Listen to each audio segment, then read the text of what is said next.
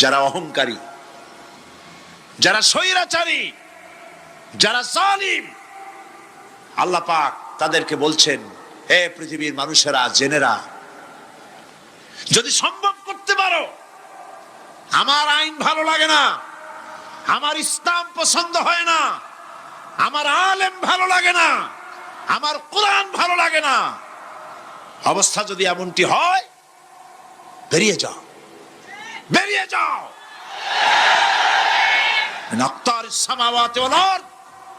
আমার সার্বভৌমত্বের ভেতর থেকে, আকাশের নিচের থেকে, জমিনের উপর থেকে বেরিয়ে যা।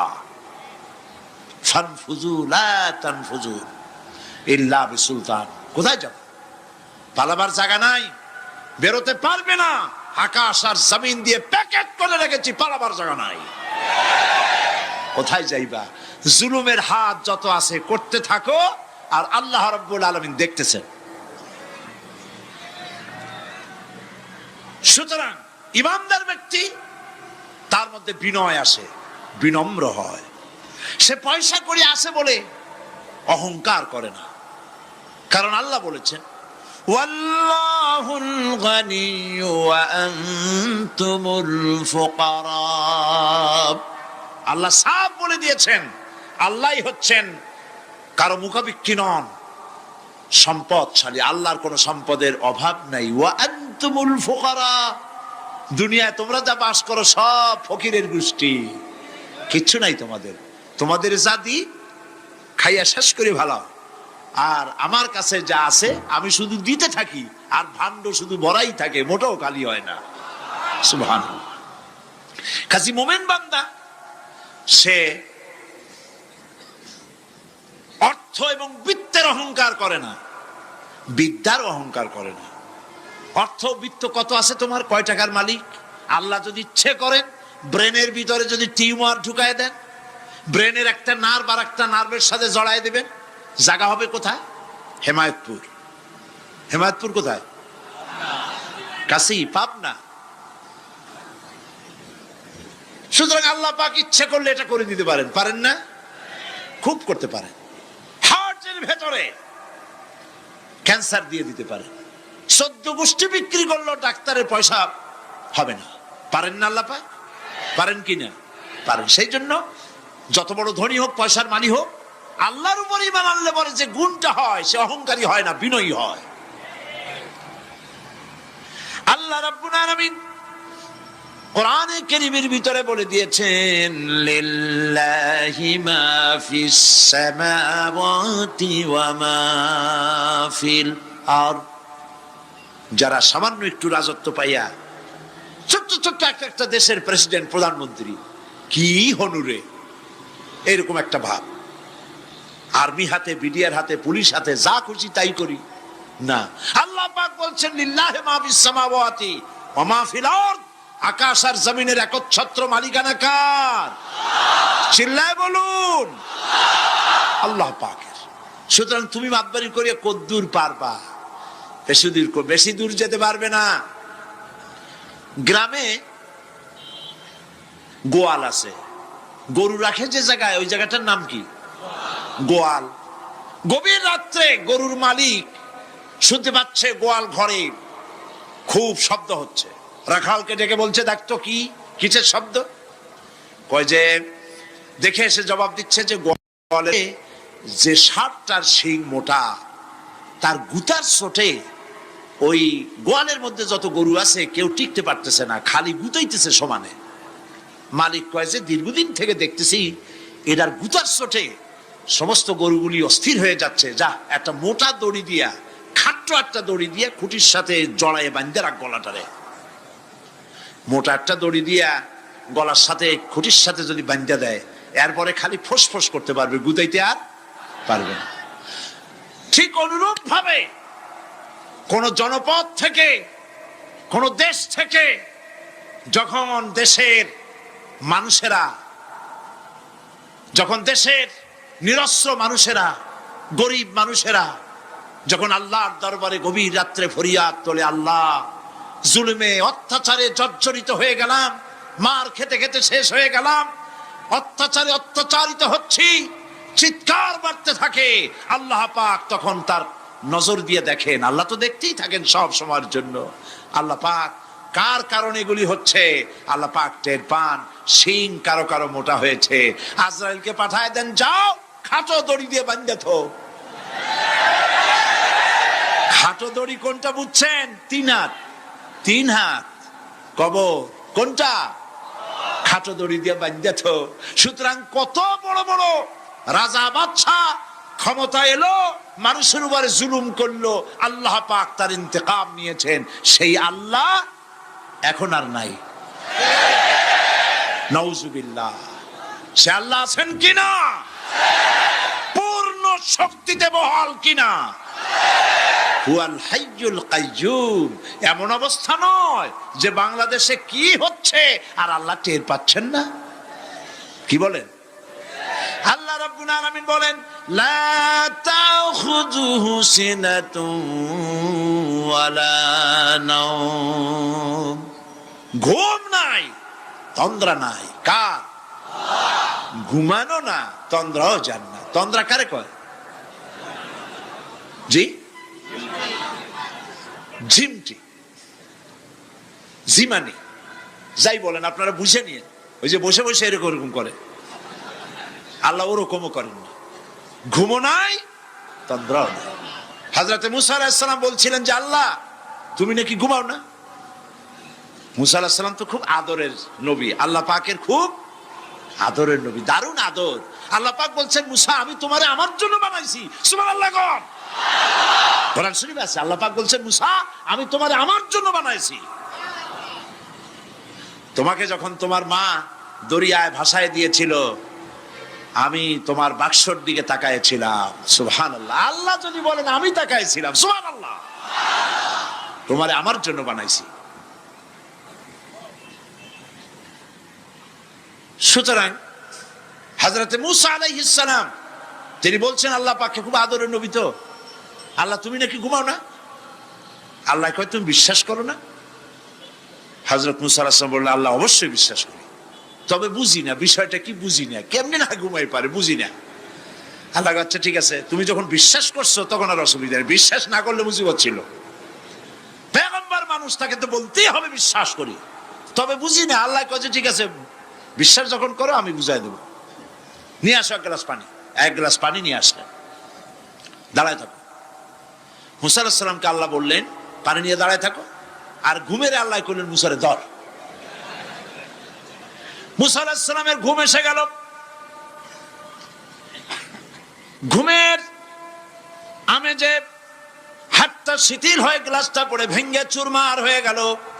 হযরত মুসা আলাইহিস সালাম ভয় পেয়ে গেলেন। আল্লাহ পাক শোনায় দিলেন, ভয়ের কোনো কারণ নাই, একটা পরীক্ষার জন্যই দিলাম, তোমার বোঝার জন্যই দিলাম। তুমি যেমন 1 গ্লাস পানি নিয়ে, একটা গ্লাস নিয়ে 1 মুহূর্ত দাঁড়াতে পারলে না, ঘুম আসলো আর হাত থেকে পড়ে গ্লাসটা ভেঙে গেল।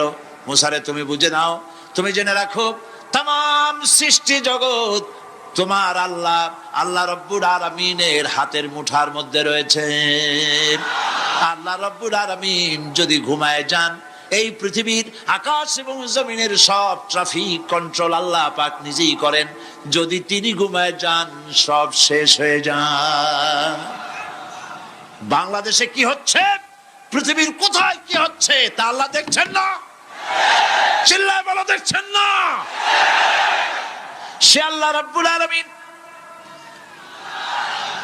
তিনি পরিষ্কার করে বলছেন, যারা নাকি মুমিন বান্দা তারা অহংকারী হয় না, ক্ষমতায় থাকুক ক্ষমতায় না থাকুক, কোন অবস্থাতেই অহংকারী হতে পারে না। আল্লাহ পাক শোনায় দিয়েছেন, যারা অহংকার করে তাদেরকে পরিষ্কার করে বলেছেন, ওয়ালা তামশি ফিল আরদি মারহান ইন্নাকা লান তাখরিকাল আরদা ওয়া লান তাবলুগাল জিবালা তুলা ওয়ালা তামশি ফিল আরদি মারহান। খবরদার, আমার জমিনের উপরে অহংকারের পদে বড় হেঁটো না। দেখছেন না কত আছে অহংকার করে হাঁটে, জমিনের উপরে জুতা পায়ে দিয়ে মচ মচ করে হাঁটতে থাকে। আঘাত দিয়ে আমার জমিনটারে ভাটায় দিতে পারবা? বলেন পারবে? যদি শক্তি থাকে দাও লাথি, তোমার ঠ্যাং ভাঙবে, মাটির কিচ্ছু। ওয়ালান তাখরিকাল আরদা মা, তুমি আমার এই জমিনটাকে ধসাই দিতে পারবে না। আর ওয়ালান তাবলুগাল জিবালা তুলা, আর পাহাড়ের উচ্চতা লাফ দিয়ে তুমি ছাড়াই যেতে পারবে না। আমার জমিনও ফাটাইতে পারবে না লাথি দিয়া, লাফ দিয়া পাহাড়ের উচ্চতাও ছাড়াইতে পারবে না। তো এত লাফাও কেন? মুমিন কম লাফাও, শক্তি কম দেখাও। আল্লাহ রাব্বুল আলামিন আবার বলেন, ওয়াইবাদুর রাহমানিল্লাযীনা ইয়ামশুনা আলাল আরদি হাওনা, আল্লাহর বান্দা যারা, সত্যিকারের বান্দা যারা, তারা দুনিয়ার বুকে বিনয়ের সাথে হাঁটে, মাথা নিচু করে বিনয়ের সাথে হাঁটে। সুবহানাল্লাহ বিহামদিহি। তো এই আল্লাহর প্রতি ঈমানের সব থেকে বড় লাভ হচ্ছে আত্মমর্যাদা সম্পন্ন বানায়। ঈমান তাকে বিনয় এবং বিনম্র বানায়, অহংকারী বানায় না। আর অহংকার করে তুমি যাবা কই? কদ্দুর ক্ষমতা তোমার? আল্লাহ কোরআন শরীফের বহু আয়াত দিয়ে এই কথাগুলি বলেছেন। আর এটা গেল 2। 3 নম্বরে আল্লাহর উপর ঈমান আনার, আমি কি বলতেছি বলেন তো দেখি, ফায়দা। আল্লাহর উপরে ঈমান আনার 3 নম্বরের ফায়দা হলো মুমিন ব্যক্তির মধ্যে বীরত্ব এবং নির্ভীক ভাব তার মধ্যে এসে যায়। সে নিজে মুজাহিদ, সে বীর, সে কাপুরুষ নয়। সুবহানাল্লাহ। আল্লাহর উপর ঈমানের কারণে বীরত্ব এবং নির্ভীকতার প্রশিক্ষণ তার মধ্যে তৈরি হয়ে যায়। কারণ মানুষের সবচেয়ে বড় ভয় হলো মউতের। বলেন তো দেখি, বড় ভয় কিসের? বলেন সবাই। আর যারা বললেন না তারা, তাদের মউতের কোনো ভয় নেই। মউতের ভয় আছে কিনা? আছে। কিন্তু ভয় করে যাবেন কই? ভয় তো সেইটারে করা যায় যেটাকে ভয় করে এড়ানো যায়। এখন মৃত্যুকে ভয় করে আপনি কি এড়াইতে পারবেন? পারবেন? আল্লাহ পাক বলছেন, মুমিন নির্ভীক হবে, বীরত্বে পরিপূর্ণ হবে, কাপুরুষ হবে না, মউতের ভয়তে পালায়ে বেড়াবে না। আল্লাহ পাক বলছেন, কুল ইন্নাল মাউতাল্লাযীনা তাফিররুনা মিনহু ফাইন্নাহু মুলাকীকুম, মরণ থেকে পালাও তুমি, মরণ তোমায় লইবে ঘিরি, যদিও সুদূর আকাশ পানে, লুকাও সেথায় লাগিয়ে সিঁড়ি। এ মহারোগের চিকিৎসক নাই, নাই সে ঔষধ জগতে, খুঁজিয়া কাতর হইলে কি হবে, পারিবে না তারে ফিরাতে। মৃত্যু যখন তোমার এসে যাবে, তোমাকে মৌতের হাত থেকে কেউ রেহাই দিতে পারবে না। মৃত্যু তোমার হবেই। সুতরাং মৌত যখন হবে তখন তাকে ভয় করে তো কোনো লাভ নাই। আর মৃত্যু কোথায় হবে, কখন হবে, আমরা কেউ জানি না। জানেন? ওয়ামা তাদরি নাফসুম বিআইয়ি আরদিন তামুত, কোন মাঠে, কোন ময়দানে কখন মৌত হবে কারো জানা নাই। এই গত নভেম্বর মাসের শেষ দিকে আমি লন্ডন সফর করেছিলাম। এক ভাইয়ের কাছে শুনলাম, আমি অবাক হয়ে গেলাম। তিনি পত্রিকায় দেখে আমাকে বলেছেন, এক লোক 8 তলা থেকে 8 তলা বিল্ডিং এর ছাদের উপর পড়ে গেছে। 8 তলা বিল্ডিং এর ছাদের উপর থেকে পড়িয়া তার কিছু হয় না, হাত পাও ভাঙে নাই, মরেও না, খালি কিছু চামড়া টামড়া ছিঁড়ে গেছে। তাড়াতাড়ি অ্যাম্বুলেন্স আসছে, অ্যাম্বুলেন্সে তাকে নিয়ে গেছে, হসপিটালে নিয়ে যাবে চামড়াগুলো সেলাই করে দেওয়ার জন্য। অ্যাম্বুলেন্সে উঠাইয়া তাড়াতাড়ি অ্যাম্বুলেন্স আসছে। দরজা যেভাবে লাগাইছে দরজাটা ভালোভাবে লাগে নাই। দেখেন নাই মাইক্রোবাসে বা অ্যাম্বুলেন্সে অনেক সময় দরজা এরকম মারে, মারার পরে অনেক সময় লাগে না, যার জন্য ড্রাইভার বলে যে দরজাটা ভালো করে লাগায় নেন, ঠিক না? দরজাটা ভালো করে লাগে নাই। সামনে চলতে গিয়ে এই গাড়িটার ব্রেক কষতে হয়েছে ড্রাইভারের কোনো কারণে। যেই না ব্রেক কষেছে আর অমনি দরজা যেটা লাগছিল না ভালো করে, দরজাটা খুলে গেল। আর রুগীটা 8 তলা কাছে পড়ছিল, ওইটা ছিল পাশে, সে ছিটকে গিয়ে রাস্তায় পড়লো। আর একটা বাস সামনের থেকে এসে মাটিতে তার চ্যাপটা করে দিয়ে চলে গেল। শুনিয়া আমার মুখ থেকে বেরিয়ে গেল আল্লাহু আকবার। বলেন আল্লাহু আকবার। কি আল্লাহ পাকের কি প্রচন্ড ক্ষমতা, কি ইচ্ছা তার। মৃত্যুর জন্য সময়ও লাগবে, জায়গাও লাগবে, দুটো জিনিস এক হতে হবে। আল্লাহর যাকে যে মৃত্যু দিবেন, মৃত্যুর জন্য সময় এবং জায়গা দুটোর কম্বিনেশন হতে হবে। আটতলা থেকে পড়বে ঠিক, কিন্তু মরবে না। আজরাইল অপেক্ষা করতেছে রাস্তায়, বাস আসবে যখন। আটতলা থেকে পড়লো, অবিশ্বাস্য ভাবে লোকটা বেঁচে গেল, আর হসপিটালে তার যাওয়া হলো না। গাড়ির দরজা খুললো, রাস্তা দিয়ে পড়লো, আজরাইল দ্রুত তার কাম সেরে চলে গেল। সুতরাং মুমিন ব্যক্তি আল্লাহর উপর ঈমান আনার কারণে দুর্জয় মনোবল সৃষ্টি হয়।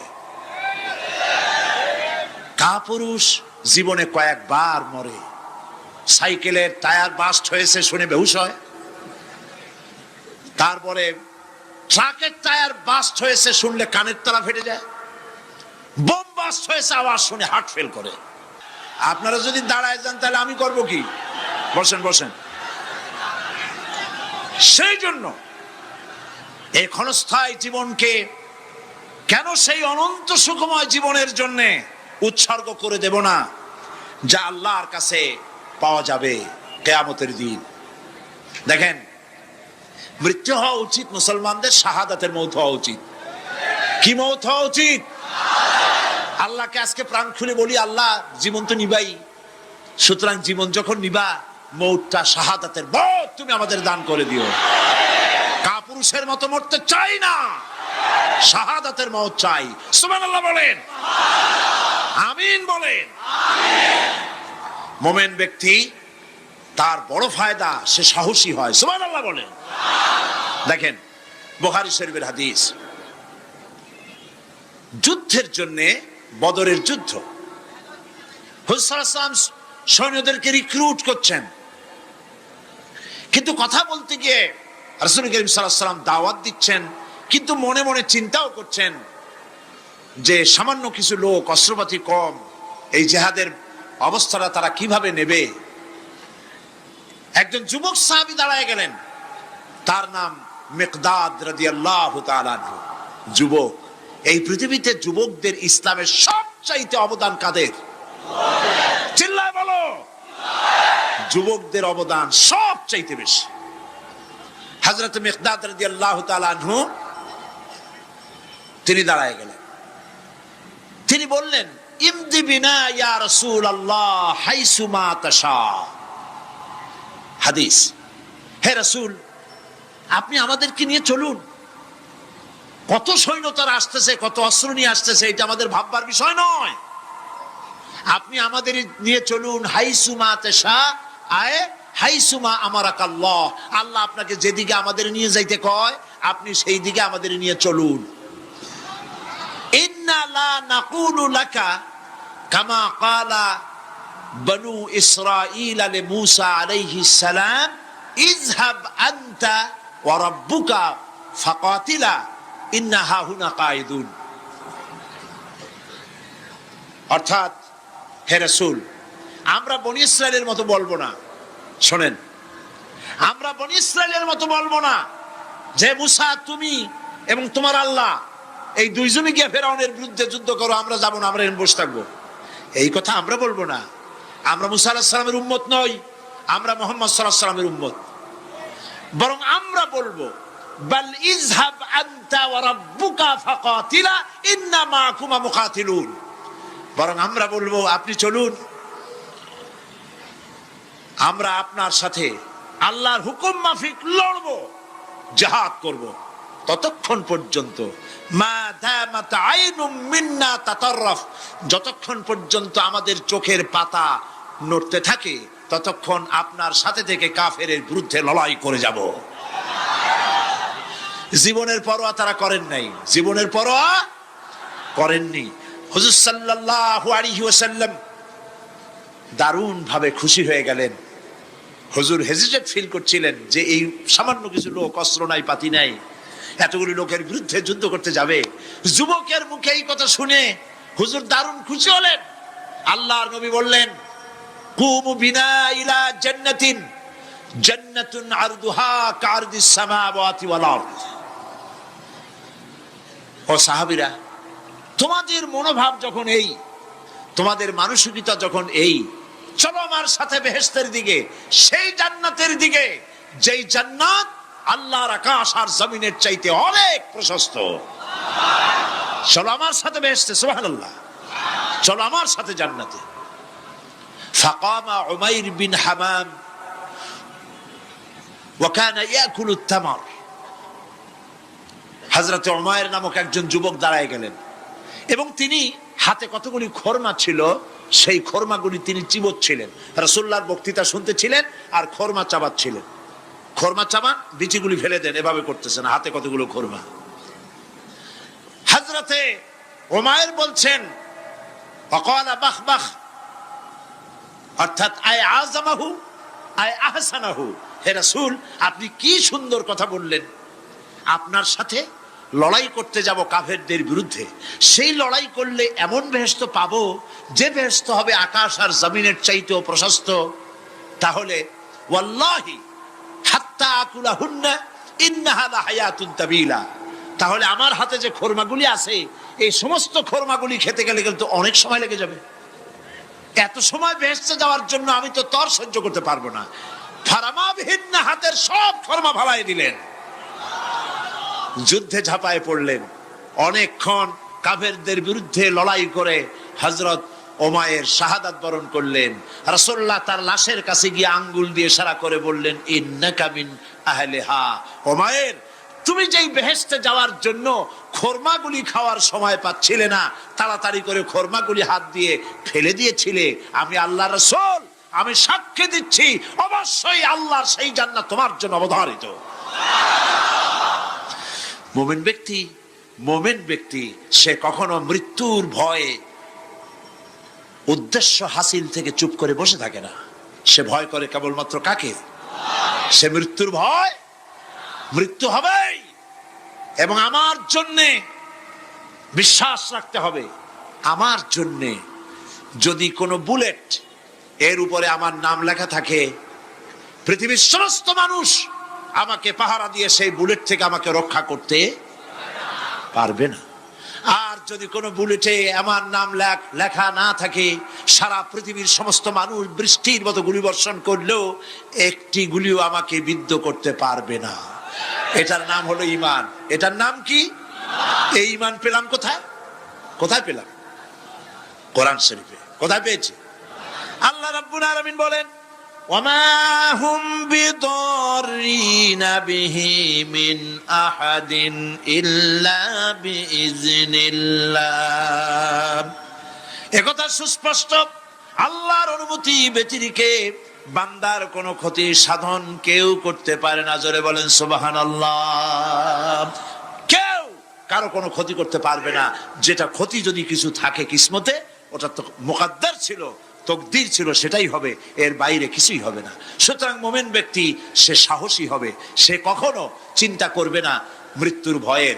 উদ্দেশ্য হাসিলের জন্য হয় শরীরের পতন, না হয় মন্ত্রের সাধন, ডু অর ডাই, সে আল্লাহর জন্য তার জীবন দিতে প্রস্তুত থাকবে। কারণ আল্লাহ রাব্বুল আলামিন বলেছেন, ইন্নাল্লাহা আশতারা মিনাল মুমিনিনা আনফুসাহুম ওয়া আমওয়ালাহুম বিআন্না লাহুমুল জান্নাহ। আল্লাহ পাক বলেন, আমি আমার মুমিনের জান আর মালকে আমি খরিদ করে নিয়েছি, বিনিময়ে আমার বান্দাকে আমার জান্নাত দান করে দিয়েছি। জোরে কোন সুবহানাল্লাহ। মুমিনের জান আর মালকে নিয়েছেন, বিনিময় কি দিবেন? জান্নাত দান করে দিবেন। এটা হলো মুমিনদের আল্লাহর প্রতি ঈমান আনার জন্য 3 নম্বরের কোয়ালিটি। 4th নম্বরে আল্লাহর উপর ঈমান আনলে 4 নম্বরের যে ফায়দাটা, সে ফায়দা হচ্ছে আশাবাদ এবং মানসিক প্রশান্তি। আল্লাহর প্রতি একটা নির্ভরতা এবং আশার সৃষ্টি হয়ে যায়, সে কখনো নিরাশ হয় না। কারণ একটা মানুষ পাপ করলো, চুরি করেছে, ডাকাতি করেছে, জেনা করেছে, হত্যা করেছে, শয়তানি করেছে, বদমাশি করেছে, সব করেছে। এখন শয়তান তাকে ওয়াসওয়াসা দিতে পারে। সেই জন্য আল্লাহ রাব্বুল আলামিন বলেছেন, লা তাকনাতু মির রাহমাতিল্লাহ, বান্দারে আমার রহমত থেকে নিরাশ হয়ে যেও না। আল্লাহর রহমত। বান্দা তোমার গুনাহ কতটুকু? তোমার গুনাহ যদি হয় পাহাড় সমান, আমার রহমত আকাশ সমান। তোমার গুনাহ যদি হয়ে যায় আকাশ সমান, তাহলে আমার রহমত তো আমার আরশে আজিমকে ছাড়ায় গেছে। সুবহানাল্লাহ, সুবহানাল্লাহ বলুন। সুতরাং মুমিন বান্দার এই আশা থাকে। গুনাহ মানুষে করেই, গুনাহ করা স্বাভাবিক। আল্লাহ পাক বলেছেন, যে ব্যক্তি গুনাহ করে আর এরপরে আমার কাছে মাফ চায়, আমি তাকে ক্ষমা করে দেই, মাফ করে দিই। সুবহানাল্লাহ। সে হতাশ হবে না, মরে যাওয়ার জন্য প্রতীক্ষায় সে সময় গুনবে না, বরং তার মনের মধ্যে আশার সঞ্চার হবে, আমার রোগ আল্লাহ ভালো করে দিতে পারেন। পারেন না? আমাদের জাতির পিতা কি নাম কি? হযরত ইব্রাহিম আলাইহিস সালাম। কোরআন শরীফের ভিতরে তার কথা আল্লাহ পাক কোট করে দিয়েছেন। আমাদের জাতির পিতা হযরত ইব্রাহিম আলাইহিস সালাম বলেছেন, আল্লাযী খালাকানি ফাহুয়া ইয়াহদিন। আল্লাহ তিনি আমাকে সৃষ্টি করেছেন, তিনি আমাকে রাস্তা দেখান। ওয়াল্লাযী হুয়া ইউতঈমুনি ওয়া ইয়াসকিন।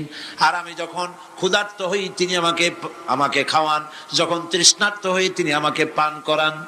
ওয়াইদা মারিতু ফাহুয়া ইয়াশফিন। আর যখন আমি অসুস্থ হই, রোগাক্রান্ত হই, আল্লাহ রাব্বুল আলামিন তখন আমাকে রোগ মুক্ত করে দেন। সুবহানাল্লাহ। আমার অসুখ হলে কে রোগ মুক্ত করেন? সুতরাং দীর্ঘস্থায়ী কোন রোগ হয়েছে, মুমিন হতাশ হবে না, মুমিন হতাশ হবে না। হতাশ হয় কেবলমাত্র কাফের। হতাশ হয় কে? মুমিন কখনো হতাশ হয় না। হতাশ হয় ইমানের পরিপন্থী কাজ। আল্লাহ পাক বলেছেন, লা তাকনাতু মির রাহমাতিল্লাহ, আমার রহমত থেকে মায়ুস হও না। দেখেন হযরত আইয়ুব আলাইহিস সালামের কত বড় রোগ হয়েছে, শরীর পোকায় ধরেছে, জর্জরিত হয়েছে, দুর্গন্ধ হয়েছে, গ্রামের লোকেরা তাকে বের করে দিয়েছে, স্ত্রী পুত্র পরিজন সব চলে গিয়েছে। এমনকি জিহ্বায় যখন পোকা ধরল, হযরত আইয়ুব আলাইহিস সালাম আল্লাহ রাব্বুল আলামিনের দরবারে ফরিয়াদ করলেন, আন্নী মাসানিয়াদ দুররু ওয়া আনতা আরহামুর রাহিমিন। আয় আল্লাহ, আমি অসুস্থ হয়ে পড়েছি, আমি রোগাক্রান্ত হয়েছি, আর তোমার নাম রহমান রহিম, তুমি আমাকে রোগ মুক্ত করো। হযরত আইয়ুব আলাইহিস সালাম আল্লাহর দরবারে ফরিয়াদ করলেন, রব্বুল আলামিন সারা শরীরে পোকায় জর্জরিত হয়ে গেছে, এখন আমার জিহ্বায় পোকা ধরেছে, মাবুদ গো আমি তোমার কাছে ফরিয়াদ করি, আমার জিহ্বায় পোকা দিও না, কারণ জিহ্বাটাও যদি নষ্ট হয়ে যায় তাহলে তোমার মতো আল্লাহর জিকির আমি কি দিয়া করব। হযরত আইয়ুব আলাইহিস সালাম আল্লাহ পাকের কাছে যখন এ ধরনের ফরিয়াদ জানালেন, রব্বুল আলামিন তাকে তার রোগ মুক্ত করে দিলেন, তার স্ত্রী পুত্র সব আল্লাহ রব্বুল আলামিন ফিরাইয়া দিলেন। সুবহানাল্লাহ। সুতরাং মুমিন ব্যক্তি, কোরআন শরীফে সব আছে, কোরআনের মতো শ্রেষ্ঠ ওয়াজের কিতাব পৃথিবীতে আর, শুধু বোঝার দরকার। বিপদে, যত বড় বিপদ আসুক, কোন বিপদে মুমিন ধৈর্য হারাবে না। হযরত ইয়াকুব আলাইহিস সালামের ছেলে ইউসুফ আলাইহিস সালামকে যখন তিনি হারায় ফেললেন, তিনি অধৈর্য হয়ে গেছিলেন নাকি? অধৈর্য হন নাই।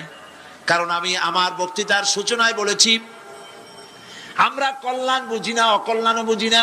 কোন বিপদ আসলে পরে আমরা হয়রান হয়ে যাই, কিন্তু বিপদের মধ্যে কল্যাণ আছে আমরা তা বুঝতে পারি না। কথা বুঝে আসছে? হযরত ইউসুফ আলাইহিস সালামকে কুয়ার ভিতরে ফেলে দেওয়া হলো। 11 ভাই মনে করেছে কুয়ার ভিতরে ফেলে দিয়া ইউসুফ আলাইহিস সালামকে মেরে ফেললাম, কিন্তু তারা বোঝে নাই আসল কামটা কি হয়েছে। এটা তো কুয়া নয়, এটা একটা টানেল, এটা একটা সুড়ঙ্গ। একদিকে কেনান হলো তার এক মুখ, ওই সুড়ঙ্গের এক মুখ হলো কেনানের। কেনান ইউসুফ আলাইহিস সালামকে ফেলে দেওয়া হলো কুয়ার ভিতরে মারার জন্যে, কিন্তু আল্লাহ পাকের ইচ্ছা ইউসুফ আলাইহিস সালাম মরবে না।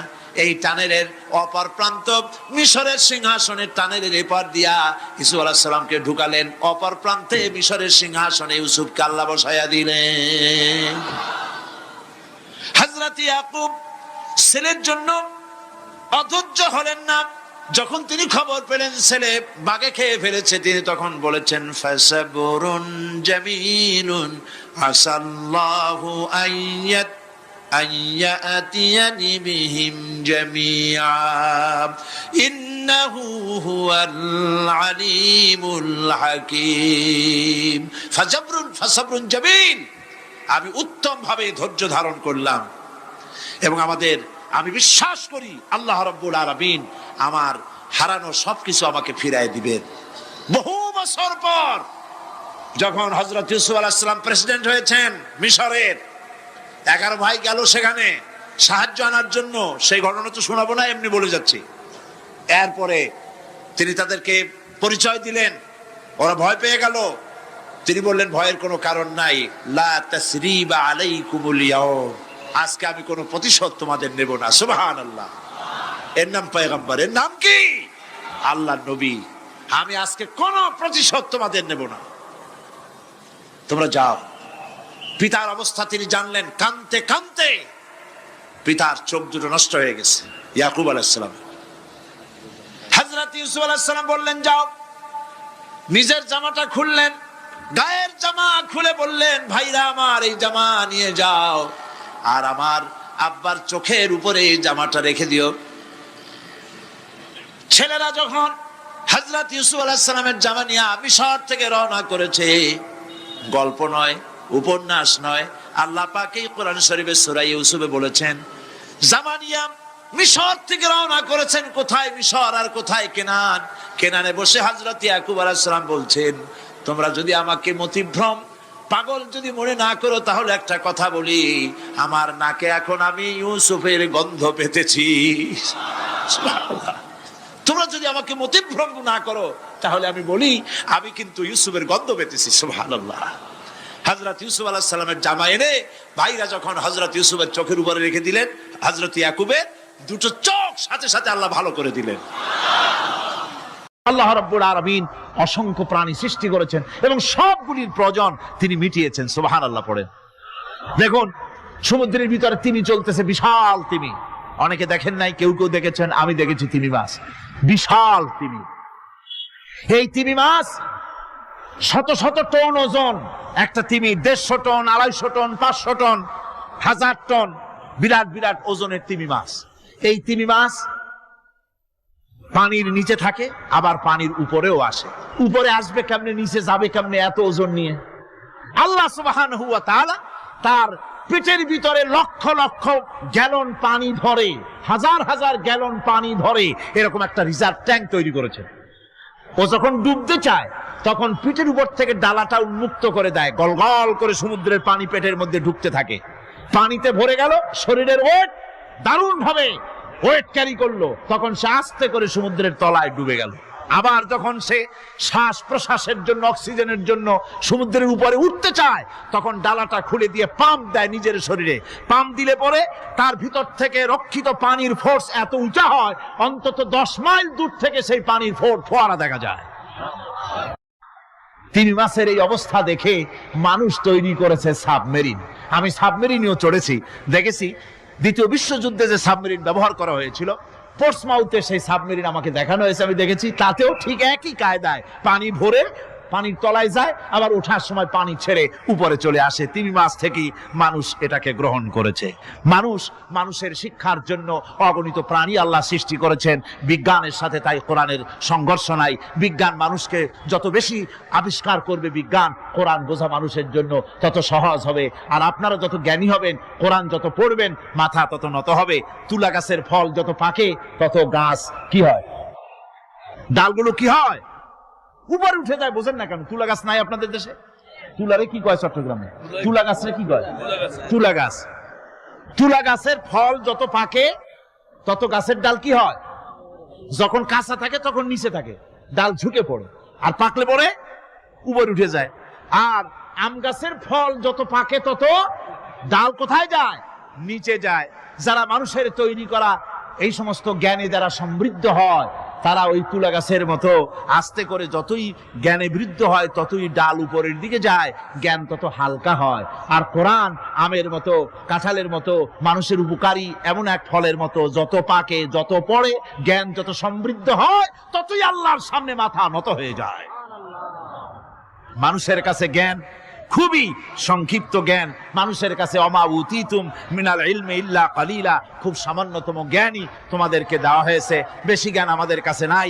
সবচাইতে বড় জ্ঞানের উৎস আল্লাহ সুবহানাহু ওয়া তাআলা, জ্ঞানের উৎস হচ্ছে কোরআনে হাকিম। সেই কোরআন থেকে আল্লাহ পাক দয়া করে আমাদেরকে কোরআন শিখিয়েছেন। জোরে কোন সুবহানাল্লাহি বিহামদিহি। এই কোরআনের সব কথা আল্লাহ আর রহমান আল্লামাল কোরআন, আল্লাহর সবচাইতে বড় দয়া আমাদেরকে কোরআন শিখিয়েছেন। জোরে কোন সুবহানাল্লাহ। সেই কোরআনের মর্যাদা, সেই কোরআনের শিক্ষা, সেই কোরআন দিয়ে আমাদের কি ফায়দা ইত্যাদি কথা আমি ধীরে ধীরে আপনাদের সামনে আলোচনা করব ইনশাআল্লাহুল আজিজ। সবাই বলেন আমিন।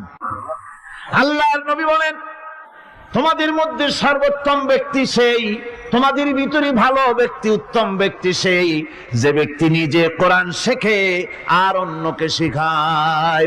কোরআন যে শেখে আর অন্যকে যে শিখায়, সেই ব্যক্তি হলো তোমাদের মধ্যে সর্বোত্তম ব্যক্তি, ভালো ব্যক্তি। সুবহানাল্লাহ পড়েন। কোরআনে কারীমের এই মর্যাদা সম্পর্কে রাসূল করিম সাল্লাল্লাহু আলাইহি সাল্লাম বলেছেন, দুই ব্যক্তিকে, দুই শ্রেণীর লোককে ঈর্ষা করা যায়। অমুকে বিরাট বাড়ি করেছে, সে বাড়ি দেখে হিংসা হয়, আমি ওরকম বাড়ি করব, অমুকের মতো নেতা হব, অমুকের মতো বড় লোক হতে হবে। পরশ্রী কাতরতা অথবা ঈর্ষা করা, এরকমের ঈর্ষা করা জায়েজ নাই। রাসূলুল্লাহ বলেছেন দুই ব্যক্তির সঙ্গে ঈর্ষা করা যায়। আন ইবনে ওমর রাদিয়াল্লাহু তাআলা আনহু আন্নাহু قال قال رسول الله صلى الله عليه وسلم لا حسد الا على الاثنين, দুই ব্যক্তি ছাড়া অন্য কারো সাথে হিংসা করা যায় না, রিস্ক করা যায় না। কোন কোন ব্যক্তি? রাজুলুন আতাহুল্লাহুল কুরআন ফাহুয়া ইয়াকুমু বিহি আনা আল-লাইলি ওয়া আনা আন-নাহার, ওই ব্যক্তির সঙ্গে ঈর্ষা করা যায়, হিংসা করা যায় যে ব্যক্তিকে আল্লাহ পাক কোরআনের ইলম দান করেছেন, সে ব্যক্তি দিন রাত কোরআন তেলাওয়াত করে, কোরআনের উপরে আমল করে, কোরআনের উপরে থাকে, মানুষকে কোরআনের দাওয়াত দেয়। ওই লোকের সাথে ঈর্ষা করা দরকার যে তার মতো হতে চায়। ওয়ারাজুলুন আতাহুল্লাহু মালান ফাহুয়া ইউনফিকু মিনহু আনা আল-লাইলি ওয়া আনা আন-নাহার, মুত্তাফাকুন আলাইহি, বুখারী মুসলিমের হাদিস। রাসূলুল্লাহ বলছেন, অন্য আরেক ব্যক্তি হচ্ছে যে ব্যক্তিকে আল্লাহ পাক মাল দিয়েছেন, সম্পদ দিয়েছেন, ওই ব্যক্তি তার মাল আর সম্পদকে দিন রাত দুহাতে আল্লাহর রাস্তায় খরচ করে, তার মতো হওয়ার জন্য তার সাথে ঈর্ষা করা যেতে পারে। আমার বন্ধুগণ, এই কোরআন হচ্ছে এমন এক কিতাব যে কোরআনকে নিয়ে যারা অগ্রসর হয় আল্লাহ তাদেরকে বাড়ায় দেন, আর কোরআনের সাথে যারা হিংসা করে, বিদ্বেষ করে, আল্লাহ তাদেরকে অধঃপাতিত করে দেন। আন ওমর ইবনে আল-খাত্তাব রাদিয়াল্লাহু তাআলা আনহু قال قال رسول الله صلى الله عليه وسلم ان الله يرفع بهذا الكتاب اقواما ويضع به آخرين, রাওয়াহু মুসলিম। হযরত ওমর রাদিয়াল্লাহু তাআলা আনহু বলছেন যে আল্লাহ পাক এই কোরআনের সাহায্যে এক শ্রেণীর লোককে প্রতিষ্ঠিত করবেন দুনিয়ার বুকে, এবং আখিরাতেও আরেক শ্রেণীর লোককে করবেন অধঃপাতিত। যারা কোরআনের সাথে বিরোধিতা করবে, তারা যদি হিরো হয় আল্লাহ তাদেরকে জিরো বানাবেন। কি বানাবেন? জোরে কোন, জোরে কোন, কি বানাবেন? জিরো বানিয়ে দিবেন। আর কোরআনকে নিয়ে যারা আগ বাড়ে, তারা যদি জিরো হয় আল্লাহ পাক তাদেরকে কি বানায় দেন? কোরআনের সাথে বিরোধিতা আজকের নতুন কিছু নয়, আবহমান কাল থেকে কোরআনের সাথে চলছে বিরোধিতা। বিশ্বকবি, কবি সম্রাট আল্লামা ইকবাল, আল্লাহ তাকে জান্নাতুল ফেরদাউস নসিব করুন, সবাই বলুন আমিন। আল্লামা ইকবাল বলেছেন, সতীজা কর রহা হ্যায় আসল সে তাইমরোজ, সতীজা কর রহা হ্যায় আসল সে তাইমরোজ, চরাগে মুস্তফা বি সে শরারে বুলহবিস।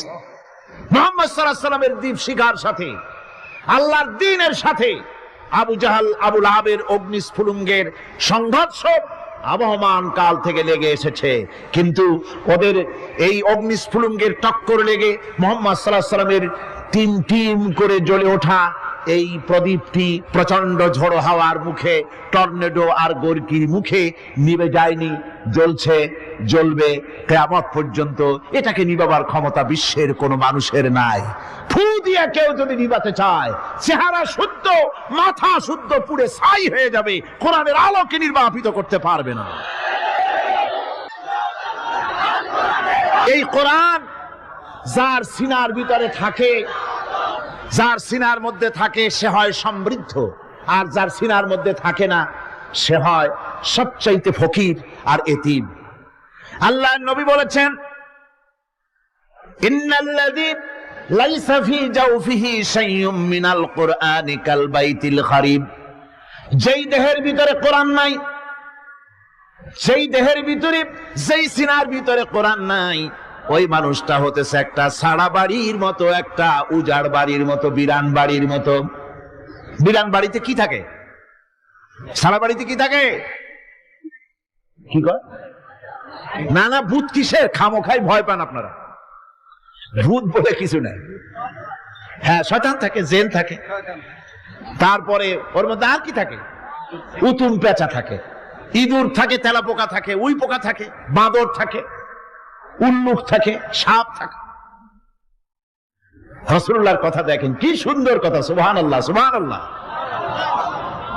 যে দেহের ভিতরে কোরআন নাই, সারা বাড়িতে যা থাকে, পুরো বাড়িতে যা থাকে, বিরান বাড়িতে যা থাকে, যে দেহে কোরআন নাই সেই দেহের মধ্যে তাই থাকে।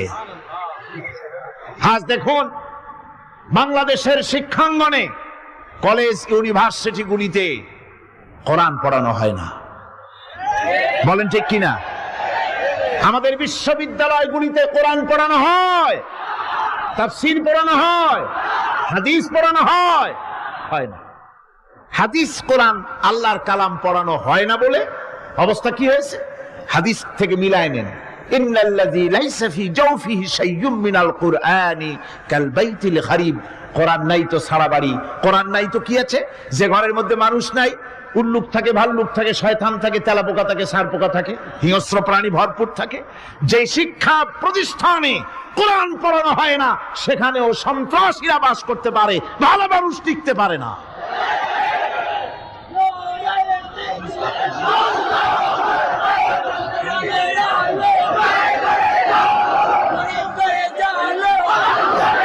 এই জন্য কোরআন যেখানে পড়া হয় না সেটা কবরের তুল্য, কোরআন যেখানে তেলাওয়াত হয় না সেটা কিসের তুল্য? কবরের তুল্য। আল্লাহর নবী বলেছেন, আন আবি হুরায়রা রাদিয়াল্লাহু তাআলা আনহু আন্নাহু ক্বাল ক্বালা রাসূলুল্লাহ সাল্লাল্লাহু আলাইহি ওয়াসাল্লাম লা তাজআলু বুয়ুতাকুম মাকাবির। রাওয়াহু মুসলিম। আল্লাহর নবী বলেন, তোমাদের ঘরগুলিকে তোমরা কবর বানাইও না। অর্থাৎ যে ঘরের মধ্যে কোরআনে কারীম তেলাওয়াত হয় না সেটা কবরের সমতুল্য, কবরের সমতুল্য। আগে আমাদের ঘর সমূহে যখন ছোট ছিলাম তখন দেখতাম ঘরে ঘরে কোরআন তেলাওয়াত হতো, ঠিক না?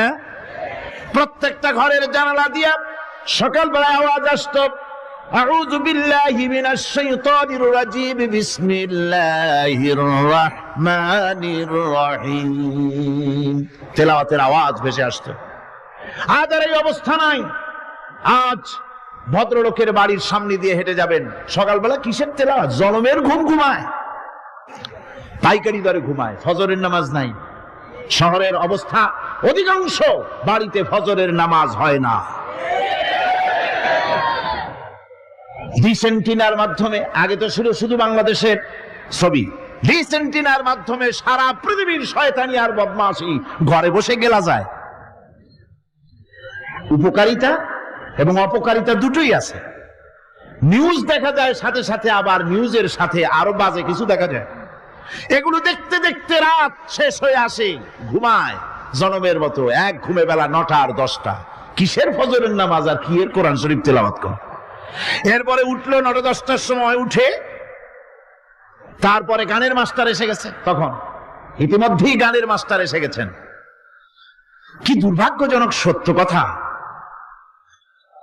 ইংরেজি যে টিচার পড়ান, অঙ্ক যে টিচার করান, সপ্তাহে 3 ঘন্টা পড়াবেন, বেতন 2500 টাকা। আর প্রতিদিন সকালবেলা এসে যদি কোনো মুসলমান কোনো একজন মৌলভী সাহেব, হাফেজ সাহেবকে রাখেন কোরআন তেলাওয়াত করাবার জন্য, কোরআন পড়াবার জন্য সন্তানকে, প্রতিদিন আসতে হবে, প্রতিদিন 2 ঘন্টা পড়াতে হবে, আর মাসের শেষে বেতন 500 টাকা। কোরআনে কারীমের সাথে এই আচরণ বেশি হয়েছে। আমি বেশি বলে ফেলেছি। যাদের অভিজ্ঞতা আছে তারা বলছেন 200 টাকা। এরপরে অঙ্ক ইংরেজি তো কাজে লাগে, ভালো কথা। তারপরে গানের মাস্টার আসছেন, তিনি শেখাবেন কি? রবীন্দ্রসঙ্গীতের প্যানপ্যানানি, যা শুনলে পরে কানে ময়লা জমে যেতে পারে, যে গান শুনলে জীবিত মানুষ মৃত্যু হয়ে যায়। নজরুলের কথা শেখানো হবে না, তাহলে সেটা হবে সাম্প্রদায়িকতা।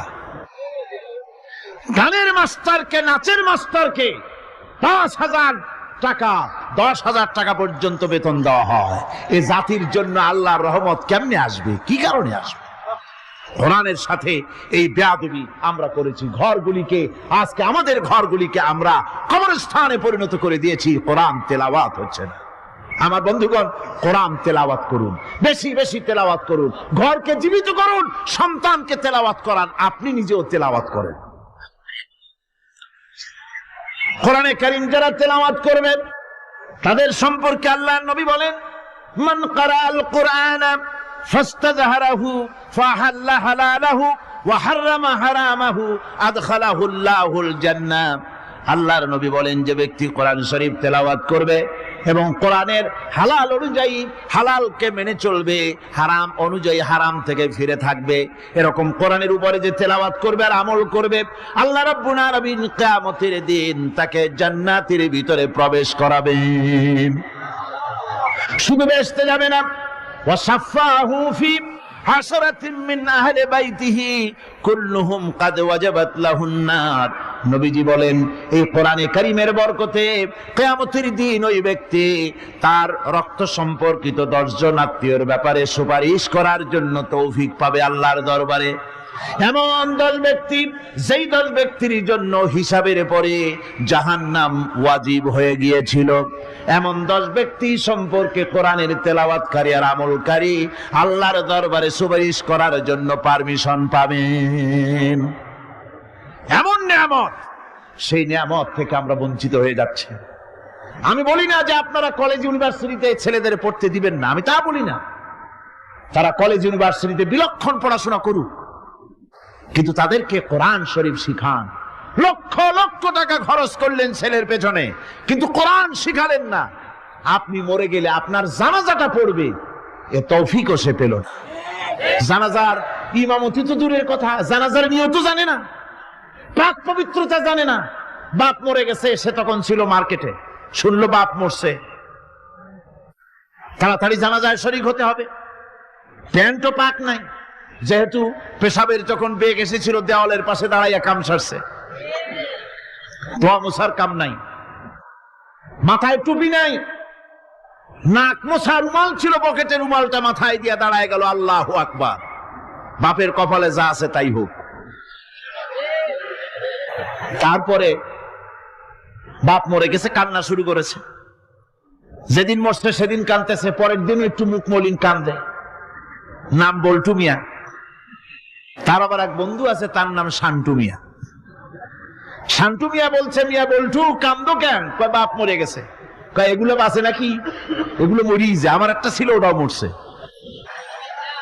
চিরকাল কারো বাপ থাকে, সুতরাং এত মন খারাপ কেন? আসো, ইন্ডিয়া থেকে ভালো একটা বই আসছে, সেইটা দেখে এত আনন্দ পাবে। বাপ তো বাপ, 14 গোষ্ঠী মরলেও মনের দুঃখ মুছে যাবে। এরপরে বাড়ি এনে তাকে সিনেমার ছবি দেখানো হলো।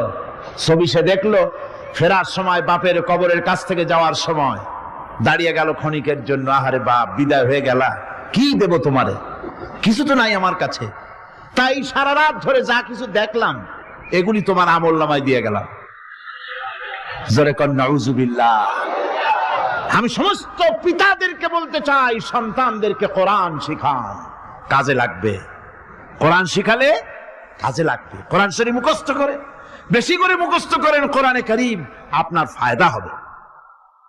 হযরত ওমর রাদিয়াল্লাহু তাআলা আনহু বর্ণনা করছেন যে রাসূল করিম সাল্লাল্লাহু আলাইহি ওয়াসাল্লাম বলেছেন, ইউকালু লিসাহিবিল কুরআনি ইকরা ওয়ারাত্তিল কামা কুনতা তুরাত্তিলু ফিদ দুনিয়া।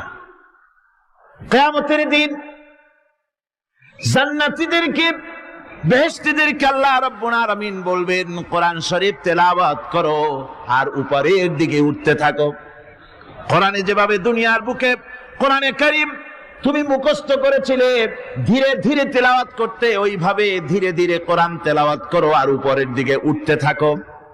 আল্লাহ পাক বলতে থাকবেন, উপরের দিকে ওঠো, তেলাওয়াত করো আর ওঠো। উঠতে উঠতে যেই জায়গায় গিয়ে তোমার তেলাওয়াত শেষ হয়ে যাবে, জান্নাতের ওই জায়গাটা তোমার জন্য বরাদ্দ হবে। এখন যাদের শুধু সূরা ইখলাস আর সূরা কাউসার মুখস্থ, তারা তো দুই পা আগাই বসে যাবে, উঠতে পারবেন না। বেশি বেশি মুখস্থ করেন, হাফেজে কোরআন হন অথবা হাফেজের মতো হন। বেশি বেশি মুখস্থ করেন সূরা ইয়াসিন, সূরা দুখান, সূরা রহমান, সূরা ওয়াকিয়া, সূরা মুজাম্মিল, এই সমস্ত সূরা, বেশি সূরা আল আরাফ, সূরা কাহাফ, সূরা মারিয়াম ইত্যাদি মুখস্থ করেন। কিয়ামতের দিন কাজে লাগবে, জান্নাতের অত উঁচায় উঠতে পারবেন। হাফেজে কোন জায়গায় যাবে? সুবহানাল্লাহি ওয়া বিহামদি। 30 পারা কোরআন যার সিনার ভিতরে, জান্নাতের কোন জায়গাটা আল্লাহ তাকে বরাদ্দ করবেন? সুবহানাল্লাহ, সুবহানাল্লাহ। কোরআনে কারীমকে মুখস্থ করুন, বেশি করে মুখস্থ করুন। কোরআনে কারীমকে বেশি করে তেলাওয়াত করুন। এই কোরআনে কারীমকে যারা বেশি করে তেলাওয়াত করবে, তেলাওয়াত করতে গিয়ে যারা আল্লাহর কাছে কিছু চাওয়ার সময় পাবে না, তাদের সম্পর্কে রাসূল করিম সাল্লাল্লাহু আলাইহি ওয়াসাল্লাম বলেছেন হাদিসে কুদসি, হাদিসে কুদসি রাসূল করিম সাল্লাল্লাহু আলাইহি ওয়াসাল্লাম বলেছেন, ইয়াকুলু রাব তাবারাক ওয়া তাআলা মান শাগালাহুল কুরআনু আন যিকরি মাসআলাতি আতাইতুহু আফজালা মা উতিয়া সাইলিন। আল্লাহর নবী বলেন, আমার আল্লাহ পাক বলেছেন, কোরআন তেলাওয়াত করতে গিয়ে যারা ব্যস্ত থাকে, কোরআন তেলাওয়াত করতে করতে যারা আমার কাছে হাত পেতে কিছু চাওয়ার সময় পায় না, যারা আমার কাছে হাত পেতে কিছু চায়, তাদের থেকে তেলাওয়াতকারীদেরকে আমি রব্বুল আলামিন বেশি করে দেই। সুবহানাল্লাহ। কোরআন তেলাওয়াত করতে করতে যারা আল্লাহর কাছে হাত পেতে চাওয়ার সময় পায় না, আল্লাহ পাক বলেন যারা চায় তাদের থেকে তেলাওয়াতকারীকে আমি বেশি দেই।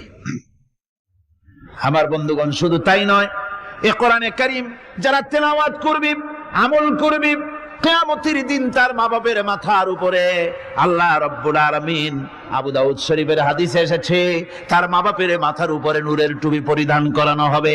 এমন নূরের টুপি, এমন নূরের তাজ পরানো হবে, চন্দ্র সূর্যের আলোকে ম্লান করে দেবে। হাসরবাসীরা প্রশ্ন করবেন, এ লোকটি কে? কোন ফেরেশতা নাকি? বলে না। কোন নবী নাকি? বলে না। তবে কি ইনি কে? জবাব হবে, ইনি হচ্ছেন সেই ব্যক্তি যিনি তার সন্তানদেরকে কোরআন শিখিয়েছিলেন। কোরআন শিখানোর কারণে আল্লাহ রাব্বুল আলামিন আজ তার মা বাপের মাথার উপরে নূরের টুপি পরিধান করে হাসরের ভিতরে মর্যাদা দিলেন। কিয়ামতের দিন দুনিয়া মর্যাদা পাওয়া যাবে, আখিরাতেও মর্যাদা পাওয়া যাবে যদি কোরআনে কারীমকে তেলাওয়াত করা যায়, আমল করা যায়, বোঝা যায়, তাহলে এই সমস্ত নিয়ামত আল্লাহ পাক দান করবেন। সুতরাং এই এত বড় নিয়ামত থেকে আমরা যেন কেউ বঞ্চিত হয়ে না যাই। কোরআন হচ্ছে এমন এক কিতাব যার তাফসীর লেখা হয় নাই। পৃথিবীতে এমন কোন ভাষা নাই, পৃথিবীর উল্লেখযোগ্য সবগুলি ভাষায় কোরআনে কারীমের তাফসীর লেখা হয়েছে, কিন্তু কোন মুফাসসির আজ পর্যন্ত কথা বলেন নাই যে আমি যে তাফসীর লিখছি এর চাইতে ভালো তাফসীর আর কেউ লিখতে পারেও না আর পারবেও না, এটা শেষ, আর তাফসীর লেখা লাগবে না। এ কথা কেউ বলতে পেরেছে? জোরে বলেন, পেরেছে? পারে নাই। তার কারণ কি?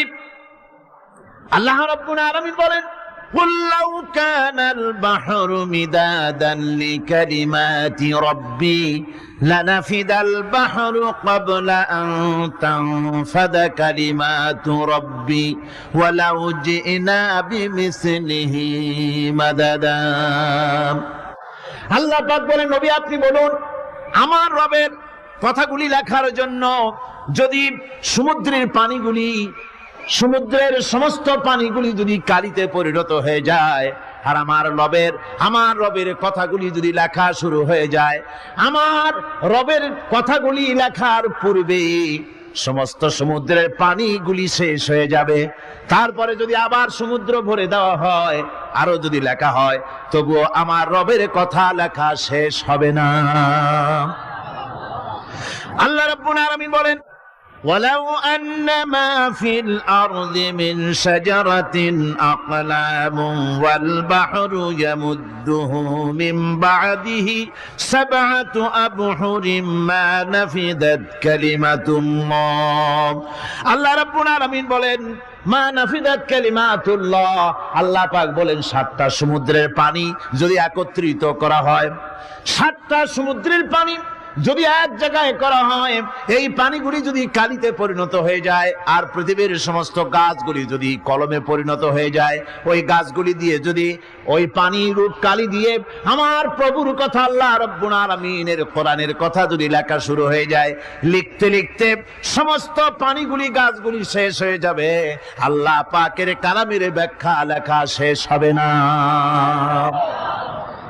মা নাফিদাত কালিমাতুল্লাহ, আল্লাহর কথা লেখা শেষ হবে না। এত বড় বিরাট আজিম কিতাব আল্লাহ পাক আমাদেরকে দান করেছেন, সুবহানাল্লাহ পড়েন। এই কিতাবের এত বড় গুরুভার আল্লাহ রাব্বুল আলামিন বলেছেন, লাউ আনজালনা হাযাল কুরআন আলা জাবালিন লারাআইতাহু খাশিআম মুতাসাদ্দিআম মিন খাশিয়াতিল্লাহ। আমি যদি এই কোরআনকে পর্বতের উপরে নাজিল করতাম, তাহলে তুমি দেখতে পেতে আমার ভয় ভীত সন্ত্রস্ত হয়ে পাহাড়গুলো চূর্ণ বিচূর্ণ হয়ে যেত।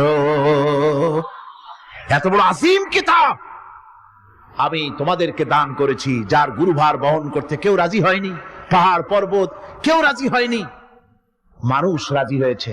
এই মানুষের উপরে আমি এটা অবতীর্ণ করেছি, গোটা বিশ্ববাসীর সামনে এই কিতাব আমি দিয়েছি তোমাদেরকে, এর দ্বারা হেদায়েত তোমরা গ্রহণ করবে। কিয়ামতের দিন আল্লাহর এই বিরাট নিয়ামত আমাদেরকে দান করলেন, আমরা এই নিয়ামতের নাশকর করেছি, অর্থাৎ এই কোরআনকে আমরা ব্যবহার করেছি সঠিকভাবে করি নাই, বেঠিকভাবে করেছি। প্রথম দিন দ্বিতীয় দিন আমি বলেছি কোরআন শরীফকে শুধু তাবিজ তুমারের জন্য, শুধু সওয়াবের জন্য তেলাওয়াত করেছি।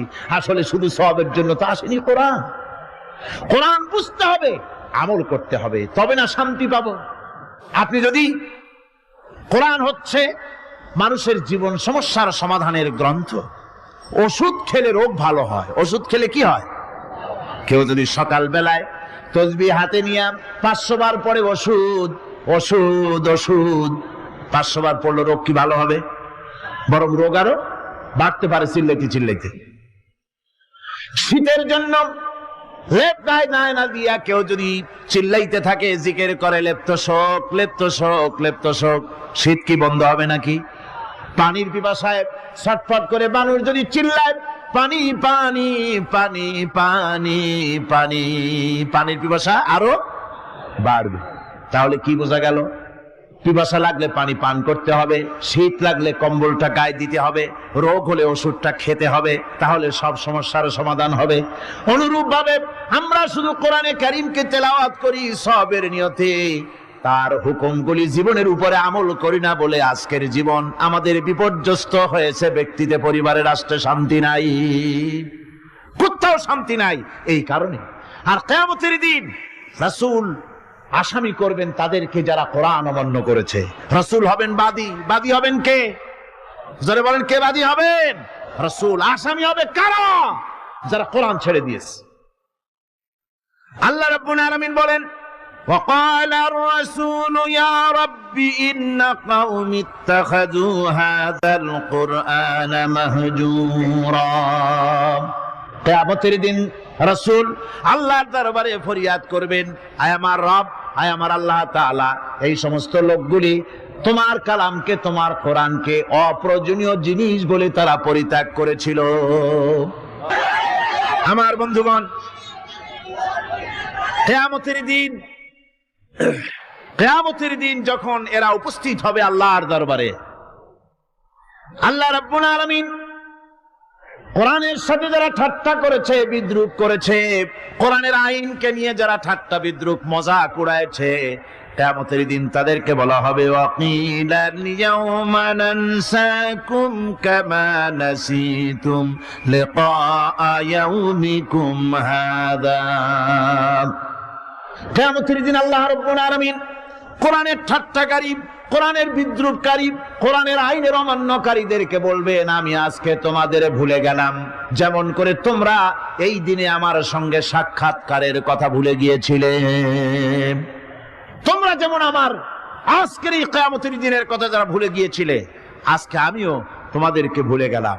এরপরে কি হবে? আল্লাহর সঙ্গে যদি কোনো বান্দা দেখা করতে চায়, আমরা আল্লাহরে দেখতে চাই কিনা? চাই কিনা আল্লাহকে দেখতে? আল্লাহ পাক বলছেন আমারে যদি দেখতে চাও, ফামান কানা ইয়ারজু লিকা রাব্বিহি ফালইআমাল আমালান সালিহান ওয়ালা ইউশরিক বিইবাদাতি রাব্বিহি আহাদা। আমার সঙ্গে যদি দেখা করতে চাও, তোমাদের মধ্য থেকে কেউ যদি আমার সাথে দেখা করতে চায়, সে যেন ভালো কাজ করে, ভালো আমল করে, আর আমার ইবাদতের সঙ্গে কাউকে যেন শরীক না বানায়, তাহলেই আমার সঙ্গে কিয়ামতে দেখা হয়ে যাবে। জোরে বলেন সুবহানাল্লাহ। আল্লাহর সঙ্গে দেখা করতে হলে তার ইবাদত করতে হবে, গোলামি করতে হবে, এবং কাউকে শরীক স্থাপন করা যাবে না। এই গোলামি করতে হবে, ইবাদত করতে হবে কতদিন? আল্লাহ রাব্বুল আলামিন বলছেন ওয়া'বুদ রাব্বাকা হাত্তা ইয়াতিয়াকাল ইয়াকিন।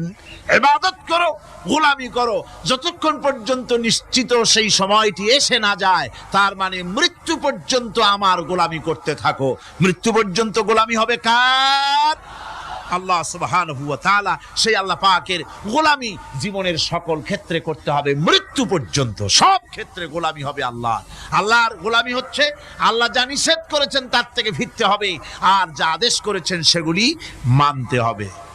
যারা নিজেদের সৃষ্টির উদ্দেশ্য বোঝে না, আল্লাহর সামনে মাথা নত করার পরিবর্তে অহমিকতা করে, অহংকার করে, আল্লাহর সামনে মাথা নত করে না, ইবাদত করে না আল্লাহ, তাদের সম্পর্কে আল্লাহ রাব্বুল আলামিন বলছেন ইন্নাল্লাযীনা ইস্তাকবিরুনা আন ইবাদাতি সায়াদখুলুনা জাহান্নামা দাখিরিন।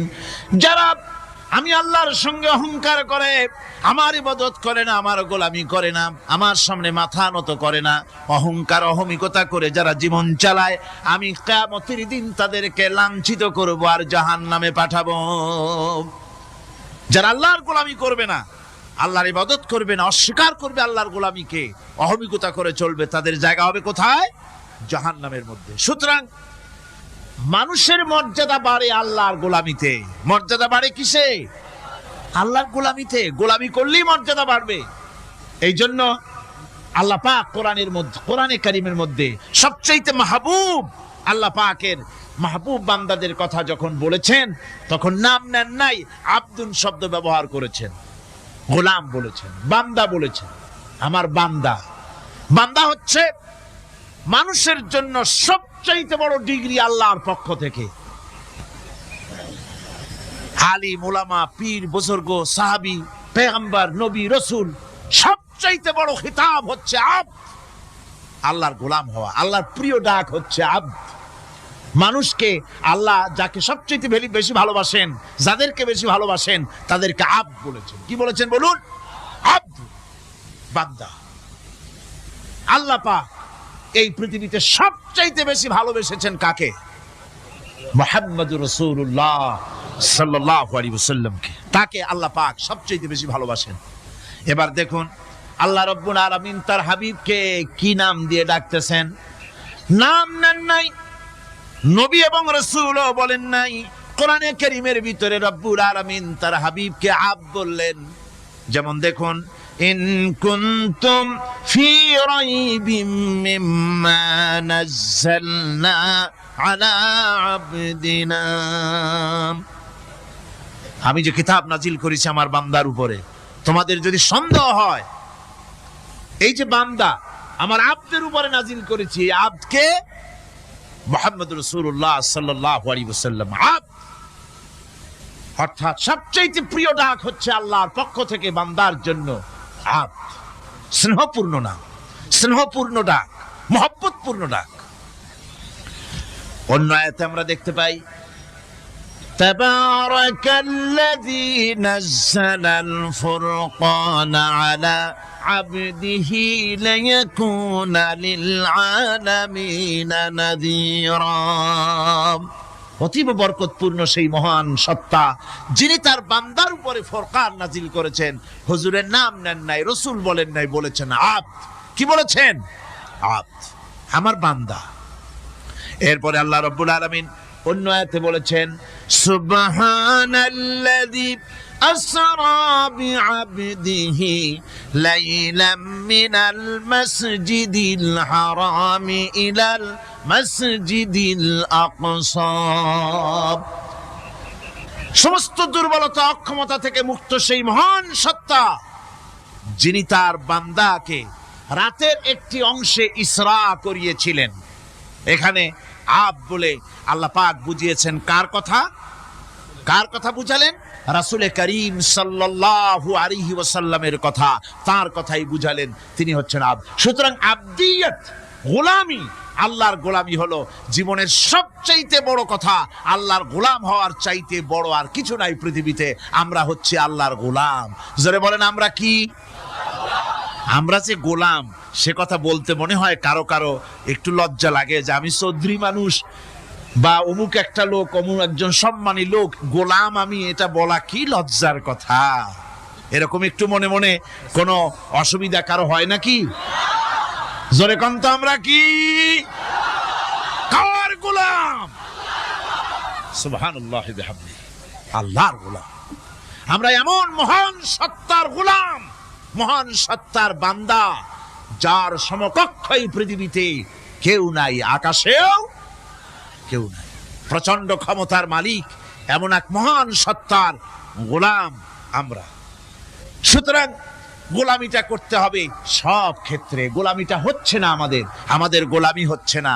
আমাদের জমিনে আমরা জমিন চাষ করি, আল্লাহর গোলামি সেখানে করি না। জমিন চাষ করতে গিয়ে, লাঙ্গল দিয়ে চাষ করতে গিয়ে পরের জমিনের আইল ঠেলে না, এমন এলাকা খুব কম আছে। অবশ্য চট্টগ্রামের কথা ভিন্ন, এখানে ঠেলাঠেলি করে না, এখানেও করে। তো কেমন গোলাম হলাম? জমিনে চাষ করতেছি, পরের জমিনের আইল ঠেলতেছি। যা নিষেধ করা হয়েছে আমরা সেটা করতেছি। আল্লাহ নিষেধ করছেন সুদ খেও না, আমরা সে সুদের মধ্যে যাচ্ছি। আল্লাহ নিষেধ করেছেন জুয়া খেলতে, সেই জুয়া খেলা হচ্ছে। মদ খেতে নিষেধ করেছেন, সেই মদ খাওয়া হচ্ছে। অর্থাৎ যা যা নিষেধ করা হয়েছে সমাজের মধ্যে সেগুলি বেশি করে চলতেছে, ঠিক কিনা? তাহলে কি বান্দা হতে পারলাম? বান্দা হতে পারি নাই, গোলাম হতে পারি নাই। গোলাম হতে হবে আল্লাহ পাকের। কি হতে হবে জোরে কোন? গোলাম হতে হবে জীবনের সকল ক্ষেত্রে। আল্লাহর হক বান্দার উপরে কি, আর বান্দার উপরে আল্লাহর হক কি, এ ব্যাপারে একটি হাদিস এসেছে। ওয়ান মুআজ বিন জাবাল রাদিয়াল্লাহু তাআলা আনহু قال كنت رديف النبي صلى الله عليه وسلم على حمار فقال لي يا معاذ أتدري ما حق الله على العباد وما حق العباد على الله। হযরত মুআজ বলছেন, আমি রাসূল করিম সাল্লাল্লাহু আলাইহি ওয়াসাল্লামের গাধার পৃষ্ঠে হুজুরের পেছনে বসা ছিলাম। হুজুর আমাকে জিজ্ঞেস করলেন, মুআজ তুমি কি জানো বান্দার উপরে আল্লাহর হক কি আর আল্লাহর উপরে বান্দার হক কি? কুলতু আল্লাহু ওয়া রাসূলুহু আ'লাম। বললাম আল্লাহ এবং তার রাসূল খুব ভালো জানেন। আমি কি করে জানবো? আল্লাহ এবং তার রাসূল খুব ভালো জানেন। ক্বালা হাক্কুল্লাহি আলাল ইবাদি আন ইয়াবুদুহু ওয়া লা ইউশরিকু বিহি শাইআ।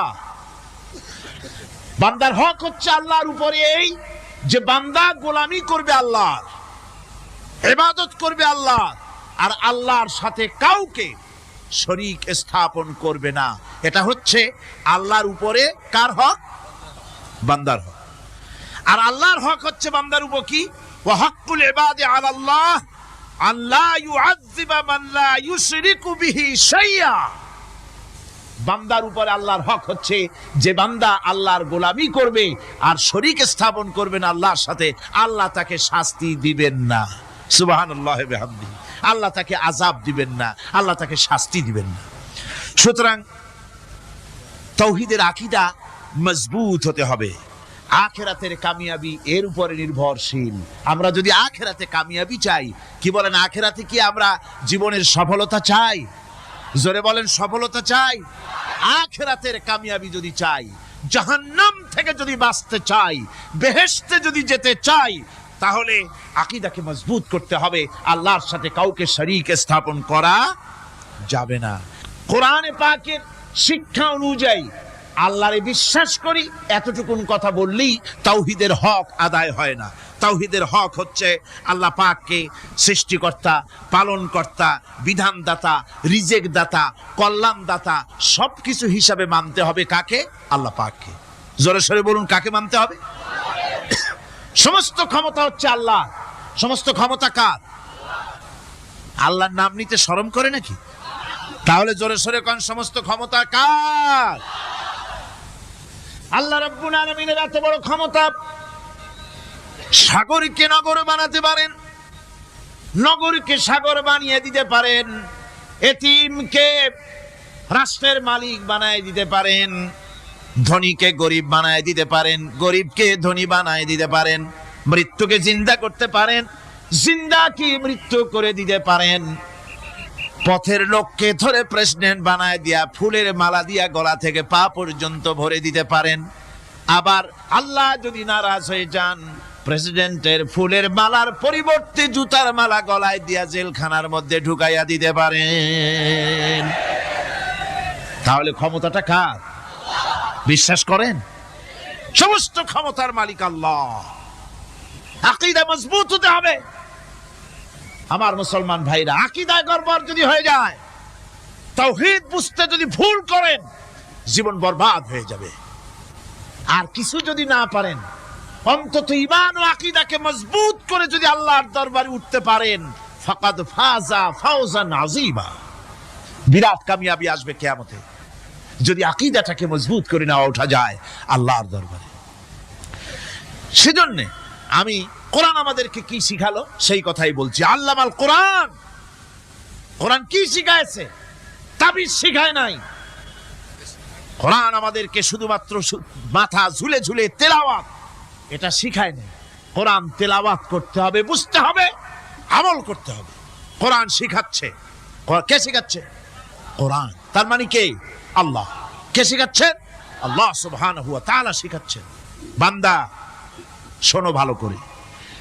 وَيَمْسَسْكَ اللَّهُ بِضُرٍّ فَلَا كَاشِفَ لَهُ إِلَّا هُوَ। আল্লাহ যদি তোমার কোনো ক্ষতি সাধন করতে চান, তাহলে সেই ক্ষতি থেকে তোমাকে কেউ রক্ষা করতে পারবে না। এটা হবে ঈমান। এটা কি? এই ঈমান যদি মনের মধ্যে আসে, আপনি বিরাট শক্তিশালী বিপ্লবী শক্তিতে পরিণত হয়ে যাবেন। আপনার যদি ঈমান থাকে যে দুনিয়ার কোন গুলির উপরে, কোন বুলেটের উপরে যদি আমার নাম লেখা থাকে, সারা পৃথিবী ওই গুলিবিদ্ধ হওয়া থেকে আমাকে বাঁচাইতে পারবে না। আর কোন গুলির উপরে, কোন বুলেটের উপরে যদি আমার নাম লেখা না থাকে, তাহলে গোটা বিশ্ব একযোগে প্রচেষ্টা করেও আমাকে গুলিবিদ্ধ করতে, এটার নাম কি? ঈমান। তাই আল্লাহ বলছেন যে আমি যদি কারো ক্ষতি করি, তাহলে এই ক্ষতি থেকে তাহলে তাকে কেউ বাঁচাইতে। ওয়াইয়ামসাসকা বিখাইরিন ফাহুয়া আলা কুল্লি শাইইন কাদির। আর আল্লাহ রাব্বুল আলামিন যদি কারো কল্যাণ করতে চান, তাহলে তার কল্যাণকে কেউ ফিরায় দিতে পারে না। কল্যাণ থেকে কেউ তাকে কল্যাণ থেকে মাহরুম করে দিতে পারে না। তার মানে হলো, আল্লাহ যদি কাউকে চুল ধরে, মাথা ধরে, কল্লা ধরে উপরের দিকে টানে, আর দুনিয়া যদি তার পাও ধরে নিচের দিকে টানে, তাহলে দুনিয়া পারবে? পারবে? আল্লাহ কল্যাণ করতে চাইলে কেউ ঠেকাইতে পারবে না, আর আল্লাহ অকল্যাণ করতে চাইলেও তার থেকেও কেউ বাঁচতে। ওয়া হুয়াল কাহিরু ফাওকা ইবাদিহি ওয়া হুয়াল হাকীমুল খাবীর। তিনি তার বান্দাদের উপরে একচ্ছত্র আধিপত্য রাখেন, একচ্ছত্র ক্ষমতার অধিকারী তার বান্দার উপরে, সমস্ত জিনিসের উপরে তিনি ক্ষমতা রাখেন, তিনি মহান বিজ্ঞানময়। এই তাওহীদ খুঁজে নিতে হবে। তাওহীদ অর্থাৎ আল্লাহ পাককে সমস্ত ক্ষমতার মালিক মনে করতে হবে। দেখুন, আমাদের জাতির পিতা কে? আমাদের জাতির পিতা মনে আছে তো? ভুল টুল করেন না তো? ভুল টুল করবেন না। আমাদের জাতি আত্মভোলা, মাঝে মধ্যে ভুল টুল করে বসে, আন্দাজে ভান্দাজে একটা বানায় বসে। আসলে জাতির পিতা মুসলমানদের কে? ইব্রাহিম আলাইহিস সালাম তাওহীদকে খুঁজছেন। এই কোরআন শরীফ আল্লাহ পাক বলছেন তাওহীদ তালাশ করতেছেন। কে স্রষ্টা? সর্বোচ্চ ক্ষমতার মালিক কে? হযরত ইব্রাহিম আলাইহিস সালাম তার এই তাওহীদ খোঁজার, তাওহীদ অন্বেষণ কাহিনীটাকে রব্বুল আলামিন কোরআনে কারীমের ভিতরে জায়গা দিয়ে দিলেন দুনিয়ার মানুষকে বোঝাবার জন্য, শোনাবার জন্য। ফালাম্মা জান্না আলাইহিল লাইলু রাআ কাওকাবান ক্বালা হাযা রাব্বী। তিনি রব সন্ধান করছেন, কে আমার স্রষ্টা? সর্বোচ্চ ক্ষমতার মালিককে, আইনদাতাকে, বিধানদাতাকে, স্রষ্টাকে, কে তিনি? তাকে খুঁজছেন। মনের ভিতরে চিন্তা, মস্তিষ্কে চিন্তা। হঠাৎ করে রাত এলো, পশ্চিম গগনে সুন্দর এক তারকা উদিত হলো, সান্ধ্য তারা। সন্ধ্যার সময় যে তারাটা ওঠে সেটা ছোট না বড়? বড়। সেটা সারা রাত থাকে না অল্প সময় থাকে? অল্প সময় থাকে। সান্ধ্য তারা দেখে ইব্রাহিম আলাইহিস সালাম বললেন, হাযা রাব্বী, পেয়ে গেছি আমার রব, এটাই আমার রব, এটাই হচ্ছে আমার স্রষ্টা, এটাই হচ্ছে সর্বময় ক্ষমতার মালিক। আল্লাহ পাক বলেন, ইব্রাহিম আলাইহিস সালাম তাকিয়ে থাকলেন। কিছুক্ষণ পরে এই তারকা যখন অস্তমিত হয়ে গেল, ইব্রাহিম আলাইহিস সালাম তখন বললেন, ফালাম্মা আফালা ক্বালা লা উহিব্বুল আফিলিন। যে জিনিস অস্তমিত হয়ে যায় তাকে আমি মহব্বত করি না, পছন্দ করি না, সে রব হতে পারে না। যে রব হবে তার আবার উদয়স্ত কিসের? কিছুক্ষণ পরে চন্দ্র উদিত হলো, চাঁদ দেখে ইব্রাহিম আলাইহিস সালাম বললেন, ফালাম্মা রাআল কমারা বাযিগান ক্বালা হাযা রাব্বী। চাঁদ দেখে বললেন, এটাই আমার রব, এটাই আমার স্রষ্টা, এটাই আমার বিধানদাতা। ফালাম্মা আফালা ক্বালা লাইন লাম ইয়াহদিনি রাব্বী লাআকুনান্না মিনাল কওমিদ যাল্লিন। চাঁদ যখন অস্তমিত হয়ে গেল, ইব্রাহিম আলাইহিস সালাম তখন বললেন, আমার প্রকৃত পক্ষের যিনি প্রভু, যিনি আমার রব, তিনি যদি আমারে সত্যিকারের পথ না দেখান তাহলে আমি গোমরাহ হয়ে যাব, গোমরাহদের পথভ্রষ্টের অন্তর্ভুক্ত হয়ে যেতে পারি। চিন্তা করতেছেন আমার রবকে। তারকা দেখলাম অস্তমিত হয়ে গেল, চাঁদ দেখলাম ডুবে গেল, তাহলে আমার রবকে? সকাল চলে যাওয়ার পর যখন দেখলেন পূর্ব দিগন্ত থেকে সূর্য উদিত হয়েছে ডগমগ করে, সূর্যকে দেখে তিনি বললেন, ফালাম্মা রাআশ শামসা বাযিগাতান ক্বালা হাযা রাব্বী হাযা আকবার। সূর্যকে দেখে বললেন, এটাই আমার রব, আর এটাই বড় রব। যেহেতু চাঁদের আলো ছিল স্নিগ্ধ, সূর্যের আলো অত্যন্ত প্রখর, চাঁদের দিকে তাকানো যেত, সূর্যের দিকে তাকানো যায় না, এটাই আমার রব এবং বড় রব। হযরত ইব্রাহিম আলাইহিস সালামের এই ভুলও ভেঙে গেল। সন্ধ্যার আগমনে সূর্য যখন অস্তমিত হয়ে গেল, ইব্রাহিম আলাইহিস সালাম তখন ঘোষণা করলেন, ফালাম্মা আফালাত ক্বালা ইয়া কওমি ইন্নী বারিউম মিম্মা তুশরিকুন। সূর্য অস্তমিত হয়ে গেলে পরে তিনি বললেন, ইয়া কওমি, ও আমার জাতি, তোমরা যে জিনিস দিয়ে শিরক করো আল্লাহ রাব্বুল আলামিনের সাথে, আমি তার থেকে সম্পূর্ণ মুক্ত, আমি তোমাদের অন্তর্ভুক্ত, মুশরিক নই। আমার রবকে আমি চিনে ফেলেছি, সুবহানাল্লাহ, আমার রবকে আমি চিনেছি। ইব্রাহিম আলাইহিস সালাম ঘোষণা করলেন, ইন্নী ওয়াজ্জাহতু ওয়াজহিয়া লিল্লাযী ফাতারাস সামাওয়াতি ওয়াল আরদা হানিফা। জানেন আপনারা এটা? পড়েন, ইন্নী ওয়াজ্জাহতু ওয়াজহিয়া লিল্লাযী ফাতারাস সামাওয়াতি ওয়াল আরদা হানিফা ওয়া মা আনা মিনাল মুশরিকিন।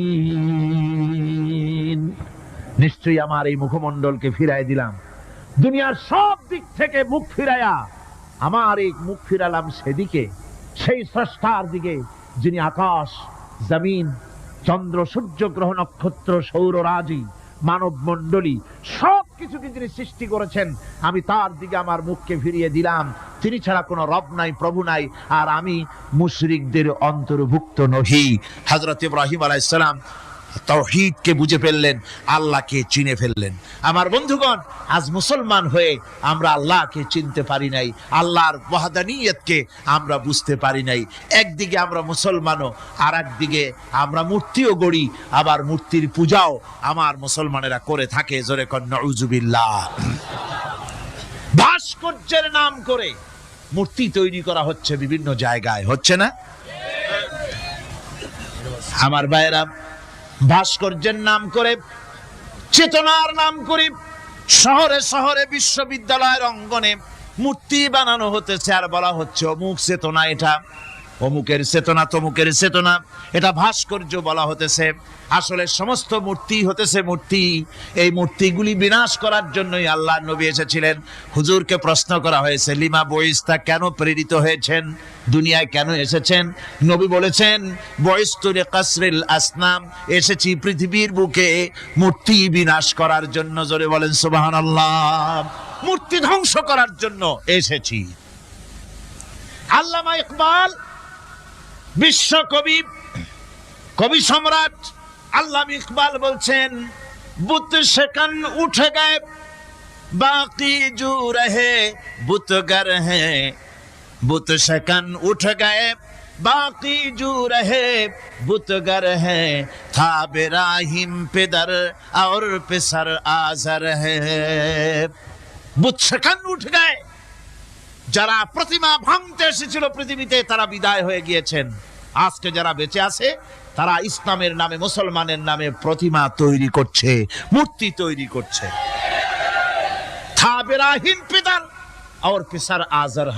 এক সময় ছিল এমন যখন আজরের ঘরে ইব্রাহিম পয়দা হয়েছে, আর আজ ইব্রাহিমের ঘরে আজর পয়দা হচ্ছে। বন্ধুগণ, আল্লাহর ইবাদত পরিপূর্ণভাবে আল্লাহর জন্যই হতে হবে। মূর্তির সাথে, মূর্তি তৈরি করার সংস্কৃতির সাথে মুসলমানদের কোনো সম্পর্ক থাকতে পারে না। জোরে বলেন, পারে? পারে না। বিশ্ববিদ্যালয়ের অঙ্গনে, রাস্তার মোড়ে মোড়ে চেতনার নাম করে মূর্তি যারা বানাচ্ছেন গায়ের জোরে, আল্লাহর কসম, আল্লাহর দরবারে উঠতে হবে একদিন, সেদিন মজা টের পাবে। কারে বলে চেতনা? মূল চেতনা তো সেদিন জাগ্রত হবে।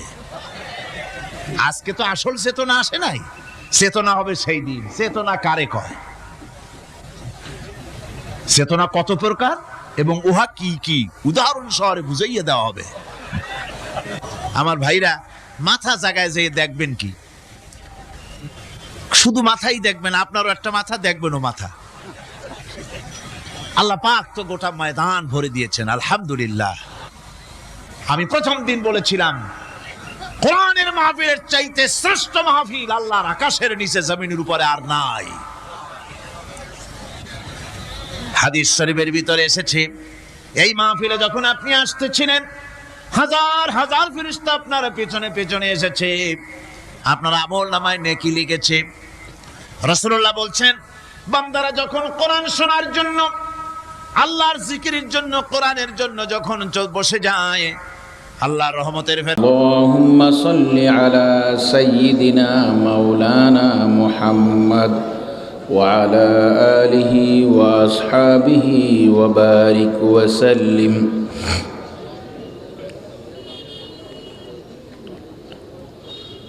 দলহারা দারুল উলুম মাদ্রাসা মাগুরার উদ্যোগে আয়োজিত আজকের এই